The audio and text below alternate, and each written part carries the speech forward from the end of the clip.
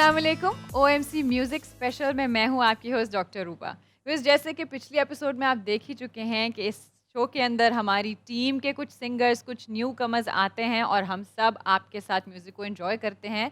सो आज के शो में भी कुछ क्लासिकल सॉन्ग्स होंगे, कुछ फ़ोक सॉन्ग्स होंगे और मेरे शो में शामिल हैं आफ़ताब इकबाल साहब, बब्बू राना, लाला, फ़ारिहा और उनके साथ आज हमें जॉइन किया है अफ़ज़ल कमाल साहब ने। अस्सलाम वालेकुम। वालेकुम अस्सलाम। आज सबसे पहले अफजल कमाल साहब अपने कमाल फ़न का मुज़ाहरा करेंगे। ये गाइड का गाना लेकर आए हैं। अब गाइड एक फ़िल्म कम और लेजेंड ज़्यादा है जी, और इस एक लेजेंड में कई लेजेंड्स पे नहा है। वाह! Vijay Anand number 1। He was just 31 years old when he directed this movie. This wow! Super duper classical hit. 31 साल क्या उम्र होती है? वाह वाह ये देवानंद के भाई थे और इससे पहले 2 सुपरहिट रोमांटिक फ़िल्में डायरेक्ट कर चुके थे। काला बाज़ार, जिसके गाने बहुत शानदार, एंड तेरे घर के सामने। वाह! वाह फिर इसके अलावा इसकी एक और ख़ासियत फ़िल्म गाइड की, क्या?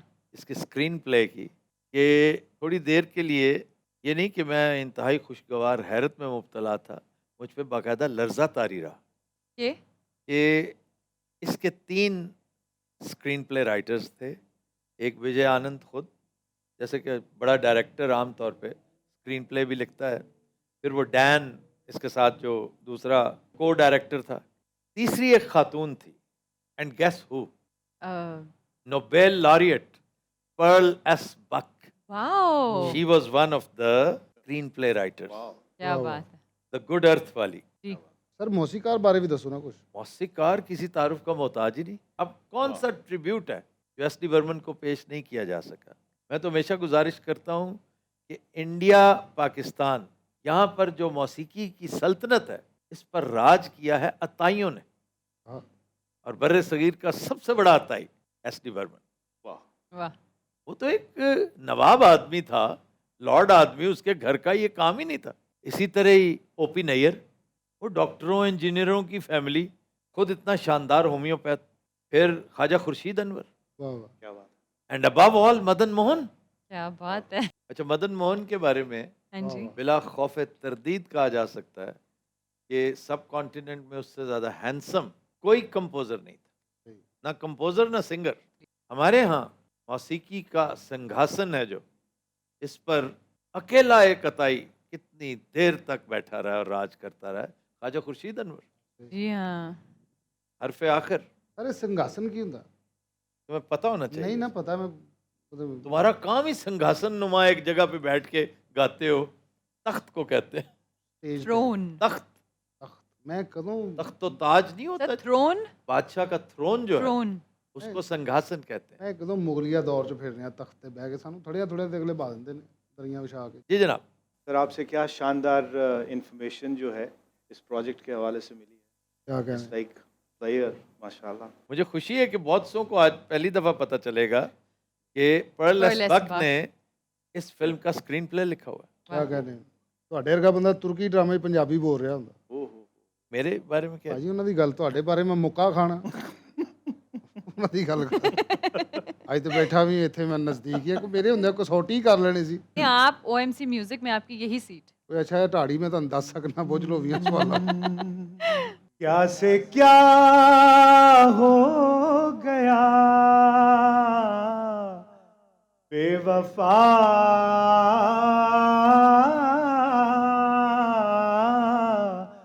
तेरे प्यार में क्या क्या क्या मिला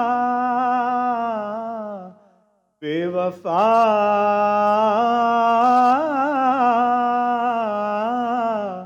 तेरे प्यार में ਵਾਹ ਵਾਹ तेरे मेरे दिल के बीच अब तो सदियों के फासले हैं।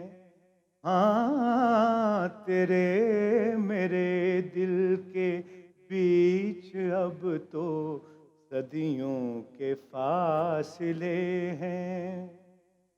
यकीन होगा किसे कि हम तुम एक राह संग चले हैं, होना है और क्या, बेवफा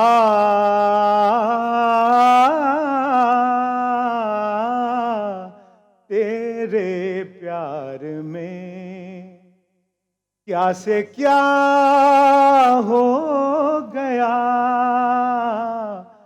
बेवफा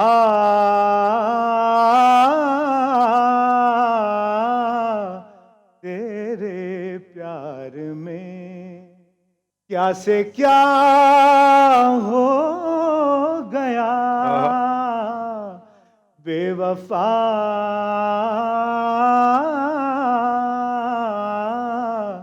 तेरे प्यार में।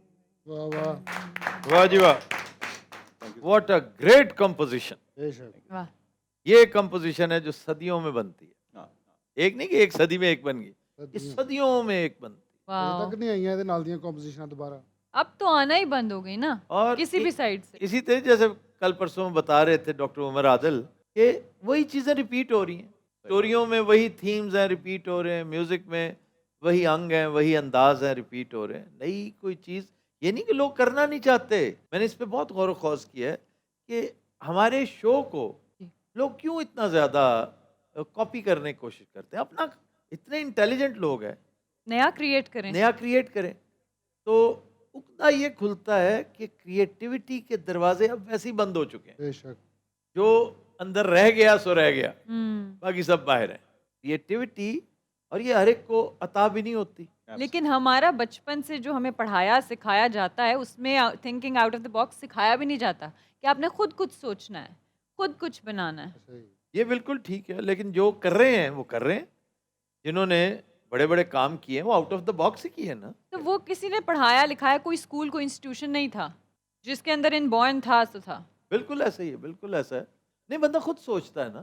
तो जैसे आपने हस्बे हाल स्टार्ट किया था, कोई कहीं कोई एग्जांपल नहीं थी, एक आउट नई ऑफ द चीज। बॉक्स तो आउट बिल्कुल ऑफ द बॉक्स। ये एक दानिशवराना गुफ्तगू है। जी। और ਵਿੱਚ ਇੱਕ ਕਾਮੇਡੀ ਬੈਠਾ उसके साथ एक ऐसा शख्स जो फोक विजडम का सिंबल है, वाह। और वो अपनी झल्लाहट में, क्योंकि मिलेनियम चेंज हो रहा था, अगर आप गौर करें ना, हाँ जी। हम नए मिलेनियम में दाखिल हो चुके थे, तो ये पुरानी जनरेशन नई के साथ हम ही नहीं सेटल हो पा रहे थे। ये तो फिर भी हमसे पहली, वो जो मेरा कैरेक्टर है अजीजी, वो उससे भी पहले की जनरेशन है ना, वो सेटल ही नहीं हो रहा होता। तो उसका ग्रम्बल करना, उसका बात बात पे इरिटेट होना और इरिटेट करना, ये कमाल की कॉमेडी। और फिर फोक विजडम जी।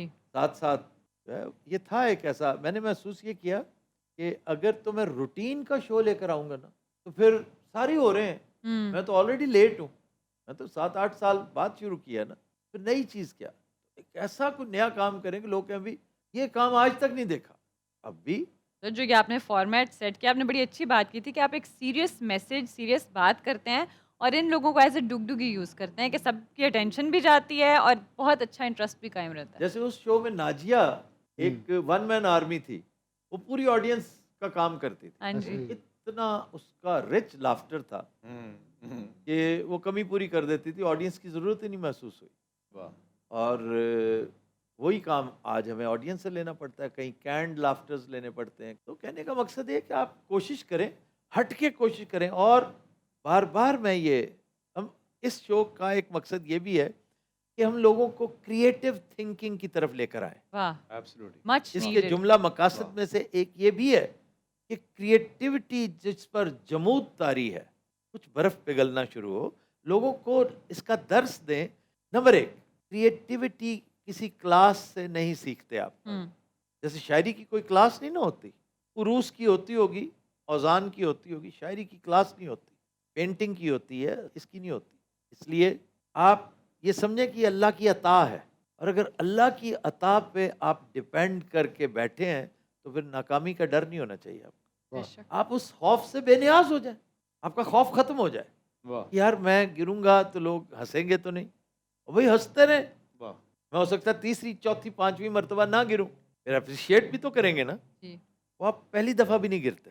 और अगर आप इसी डर से बैठे रहें कि यार लोग क्या कहेंगे कि नाकाम हो गया, मैं हमेशा कहता हूँ लूज़र की डेफिनेशन ही यही है कि उसने अपना तमाम वक्त सिर्फ इस खौफ के साए तले गुजार दिया वाह कि लोग क्या कहेंगे। हम्म, तो क्या भाड़ में जाए, तुम अपना तजुर्बा करो, पूरे सिद्क नीयत से करो, खुलूस से करो, रब्बे करीम से तवक्को रखो और फिर तमाशा देखो। वाह, बिल्कुल। इसलिए ये पहला दर्स है बहादुरी। लोग पूछते हैं ना जी बहादुरी है कि ये भी बहादुरी है, जी बहादुर बहुत बड़ी बहादुरी है कि आपने तजुर्बा करना है इस बात से बेनियाज होकर कि नाकाम हो गया तो क्या, मैंने अच्छी नीयत से काम किया था। ये कौन सा कोई चोरी करने की कोशिश थी जो नाकाम होगी। हम्म, एक ही थी, एक अच्छाई थी, एक बेहतरी थी। तो पहली बात की याद रखनी चाहिए। इसके बाद डिफरेंट कैसे है दूसरों से, बहुत डिफरेंट। एक चीज जिसको आप सोच भी नहीं सकते इस तरह भी हो सकता है, ये है आउट ऑफ द बॉक्स। और समटाइम्स आपने जो चीज़ सोची होती है एग्जैक्ट वैसे नहीं हो रही होती, ज़रा सा चेंज आता है, एक नई चीज़ बनती है, नए आइडियाज आते एक तो हैं। ये ना कि आप से सरजद हो जाए, हम्म, आपने बनाना कुछ और था लेकिन बस। बना कुछ और बैठे, या कोई हादसा, कोई तगय्युर, कोई तब्दीली, कोई वाकया ऐसा हो गया कि पेनिसिलिन ईजाद होगी। वाह ये बिल्कुल और तरह की चीज़ है। एक ये है कि यार जैसे अगर देखी जाए तो पहली सुनहरी मिसाल इसकी जो नॉन हिस्ट्री में है वो यही है, ये सेब नीचे क्यों गिरा, एग्जैक्टली। ये out of the box thinking. ये ऊपर क्यों नहीं गिरा, ग्रेविटी। अगर दरख्त से अलग हुआ है तो ये ऊपर को शूट क्यों नहीं कर गया, धड़ाम से नीचे क्यों गिरा। ये बुनियाद थी, ग्रेविटेशन की दुनिया उस पर आश्कार होती गई। म्यूजिक ਦੇ ਬਾਰੇ ਸਰ ਇਹ ਵੀ ਹੈ ਕਿ ਜਿਹੜੇ ਬਜ਼ੁਰਗ ਮਿਊਜ਼ਿਕ ਕਰ ਗਏ ਨੇ ਨਾ ਉਹ ਐਂਡ ਲਾ ਗਏ ਨੇ, ਕਿਉਂਕਿ ਇਹ ਵੀ ਇੱਕ ਥਿੰਕ ਮੰਨੀ ਜਾਂਦੀ ਹੈ ਕਿ ਉਹਦੇ ਵਿੱਚੋਂ ਹੀ ਹੁਣ ਸਾਰਾ ਨਿਕਲ ਰਿਹਾ ਹੈ। ਕਦੀ ਕਦੀ 2 ਸਾਲ ਬਾਅਦ 1 ਸਾਲ ਬਾਅਦ ਕੋਈ ਅੱਛੀ ਕੰਪੋजिशन ये आ जाती है, अब भी आ आती जाती है, है। लेकिन कम कम शाह बहुत। साहब पहले होता था महीने में 2, ਹਾਂਜੀ बड़ी कमाल की। और लोग कहते यार पूरा महीना ऐसे ही गुजर गया, सिर्फ 2 गाने आए, ਐਸੇ ਹੀ। तो 2 कंपोजिशन। आप साल में एक आ जाए, बड़ी गनीमत। लेकिन वो भी वैसा क्लासिकल नहीं होता या उस तरह सदियों के लिए या डेकेड्स के लिए रहने हाँ। वाला नहीं है। ऐसे ही है। उस म्यूजिक की उम्र बड़ी थी, और उससे भी जो पहली जनरेशन थी ना, उस्ताद बड़े गुलाम अली वाली, जी जी जो प्योर क्लासिकल और फिर सेमी क्लासिकल भी, जी जी। तो वो भी ऐसी कि क्या पीछे वो हैरान कर देने वाली। इसके बारे में कहते हैं कि ये चांद पे बनी है धुनें सारी, वाह। जमीन मुतहम्मिल ही नहीं हो सकती। ये जो बहुत ज़्यादा कमर्शलिज्म है इसने शायद क्रिएटिविटी की राहें मसदूद कर दी हैं। ये तो खैर है ही, तो हर जगह पे ऐसा ही है ना कि तख्लीक अल्लाह ताला की वो अता है जो वो खुश होके देता है, जी जो बेलौस काम करने वालों को देता है, मलंगों को देता है, मस्कीनों को देता है।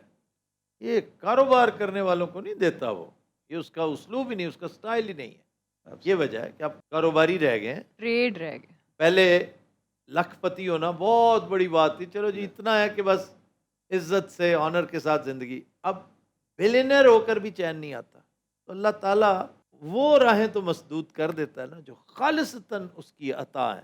बाकी तो रूटीन में चीज़ें मिलती, मतलब पानी, रोटी, हवा, सांस लेने का ऑक्सीजन, ये सारा कुछ तो उसने देना ही देना। इसमें कोई ऐसी खुसूसी आपके अंदर कोई चीज़ होना ज़रूरी नहीं। लेकिन ये जो बड़ी अता है, जो आपको नोबेल लॉरिएट बनाती है, जो आपको ऑस्कर्स जितवाती है, जो आपको अमर कर जाती है, और ज़रूरी नहीं कि उसके ऊपर आपकी तपस्या हो। कितनी कुछ तपस्या थी, everything I do I do it for you, 1 hour, 1 घंटे में। वाह वो कहता है कि मेरी जिंदगी भर की रियाजत एक तरफ और ये 1 घंटा एक तरफ। वो अता सी उन्होंने। वो अता थी, इसी बात पे खुश हो गया वो। क्यों? ये उसकी अपनी खुसूसियत है।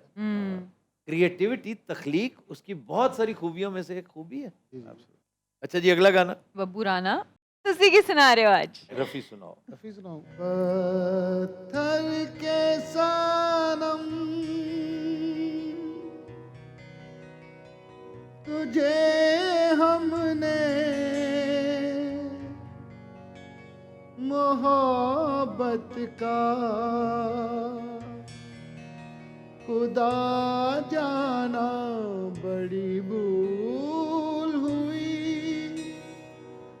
अरे हमने ये क्या समझा, ये क्या जाना पत्थर के सनम।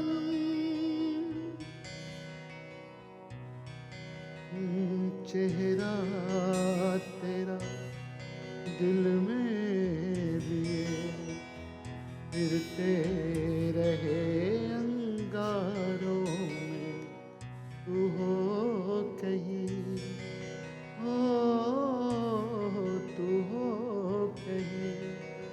सजदे किए हमने तेरे रुखसारों पे, हमसा ना हो कोई दीवाना पर वाह भाई दिल के वाह। सनम तुझे हमने मोहब्बत का खुदा जाना बड़ी भूल हुई, अरे हमने ये क्या समझा ये क्या जाना।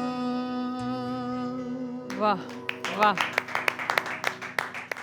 रफ़ी साहब ने मैं घट गाना यानी कि रफ़ी साहब को इस तरह पकड़ने का मलका सिर्फ कोई कव्वाल ही रख सकता है, क्योंकि जिस जगह से ये गाना पकड़ा जाए Yes. ये आम बंदे के बस का तो रोग ही नहीं है।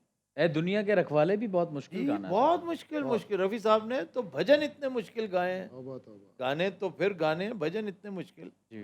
कि सवाल ही पैदा नहीं होता आप करीब से भी गुजर जाएं, नहीं, ऐसे ही। लेकिन ये इसका कव्वाल होना इसे बचा गया। जी। शुक्र अल्हम्दुलिल्लाह। वैसे लगता है कि बहुत आसान है, I mean you enjoy that wholeheartedly, but मैं आफ्ताब साहब शुरू से मोहम्मद रफ़ी साहब के को ही फॉलो करता चला आ रहा हूँ, क्या कहने। लेकिन मुझे अभी भी ये लगता है कि मोहम्मद रफ़ी साहब को गाना दरअसल मुश्किल है, जी। Yes. सुनना बहुत, आई मीन यू एंजॉय बहुत लॉट, लेकिन नेक्स्ट गाना जब भी आप तैयार करें मेरी फरमाइश पे, जी please. वो राम और शाम का गाना है, आज की रात मेरे दिल की सलामी ले लो। ले लो। वाह, तैयार हो आप कब? जी मेरा अब आई गेस सिर्फ एक दफ़ा मुझे सुनना है, I love this song actually. और बहुत शानदार गाना। और ਤੁਸੀਂ ਨੀਚੇ ਰੱਖ ਕੇ ਗਾਇਆ ਕਰੋ ਰਫੀ ਸਾਹਿਬ ਨੂੰ, ਯਾਨੀ ਕਿ ਜਿੰਨਾ ਤੁਸੀਂ ਥੱਲੇ ਰੱਖ ਕੇ ਉਹਨਾਂ ਨੂੰ ਸ਼ੁਰੂ ਕਰੋਗੇ उतना ही आप उसको सही नोट खेल सकते हैं। रफ़ी का कमाल है कि रफ़ी जितना नीचे आ जाता जी, है जी, जी। कोई और सवाल ही हाँ जी, पैदा बिल्कुल। नहीं होता, सवाल ही पैदा नहीं ये ऐसे से होता। रफ़ी ये सिर्फ मेहदी हसन को ये कमाल हासिल था। हाँ मेहदी जी। हसन साहब बहुत नीचे गाते हैं, बहुत। बहुत नीचे गाना तो बहुत ही मुश्किल है। ये जो गाना मैं दरअसल आपको पहले सुनाना चाह रहा था, it's like one of my favourite song, पत्थर के साथ। पालकी फिल्म का कल रात जिंदगी से कल मुलाकात। ये सारा गाना है ही नीचे, इसमें जो अंतरे का एक पोर्शन है वो it goes a little up, लेकिन बाकी सारा गाना जो है ना वो नीचे है। आपको मैं अनकरीब इंशाल्लाह maybe within a couple of weeks जी जी विक्की आ जाएगा, विक्की बहुत अच्छा। मैं आपको रफ़ी के गाने सुनाऊंगा, आप कहेंगे कि हक अदा कर दिया इस बच्चे ने। ऐसे ही। ये बब्बू से पूछ लें, एंडोर्स कर रहा है ये। जी जी विक्की। और पहला गाना उसे कहूँगा वो सुनाओ जो मैंने पहली दफ़ा उसके, विक्की से मेरी मुलाकात ये एज अ चैलेंजर आया था नसीर भाई का चैलेंज में, और इसने आकाशदीप का एक गाना गाया, मुझे दर्द दिल का पता न था, मुझे मुझे आप आप किस लिए मिल क्या गए, बात है, क्या बात और हैरान करके रख दिया। है। I love this song. Chitragupta वाह वाह। की नहायत लाजवाब कंपोजिशन। हाँ जी, कोई और गाना जनाब? तुम मुझे यूं भुला न पाओगे, हाँ तुम मुझे यूं भुला न पाओगे, जब कभी भी सुनोगे गीत मेरे, संग संग तुम भी गुनगुनाओगे, हाँ तुम मुझे यूं। वो बहारें वो चांदनी रातें हमने की थी जो प्यार की बातें, वो बहारें वो चांदनी रातें हमने की थी जो प्यार की बातें, उन नज़ारों की याद आएगी जब ख्यालों में मुझको लाओगे, हाँ तुम मुझे यूं। वाह वाह वाह। वाह जी वाह। वाह वाह वाह।